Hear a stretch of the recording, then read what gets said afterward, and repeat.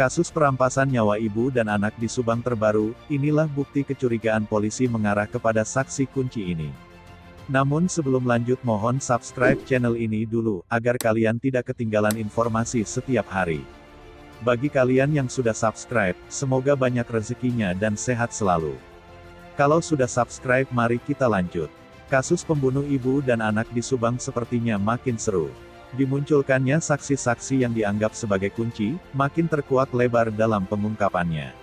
Penetapan tersangka pembunuh ibu dan anak di Subang sudah mengarah ke salah seorang tersangka. Polisi telah mencurigai diduga Danu yang ikut terlibat dalam perampasan nyawa Tuti dan Amel.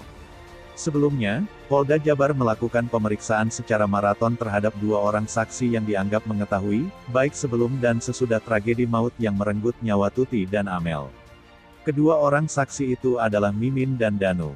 Sebelumnya Mimin dicecar dengan pertanyaan sekelimut nasi goreng. Selanjutnya Danu diberondong dengan pertanyaan keterlibatannya dalam kasus pembunuh ibu dan anak di Subang, terkait keberadaan puntung rokok. Menyoroti keberadaan Danu saat berada di TKP, baik sesudah atau sebelum terjadi pembunuh ibu dan anak di Subang. Wajar polisi mencurigai peran Danu dalam keterlibatannya di kasus pembunuh ibu dan anak di Subang. Hal itu terbukti dari gerak-gerik Danu dengan alat bukti yang sudah ada.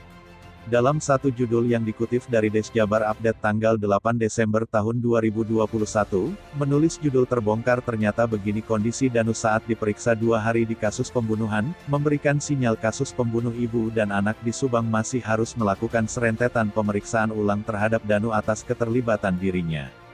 Pakar forensik Polri Kombes Pol Dr. Sumi Hastri Purwanti pernah menyatakan bahwa dalam kasus pembunuhan ibu dan anak di Subang, penyidik tidak memerlukan pengakuan tetapi cukup dengan 2 alat bukti untuk menetapkan tersangka.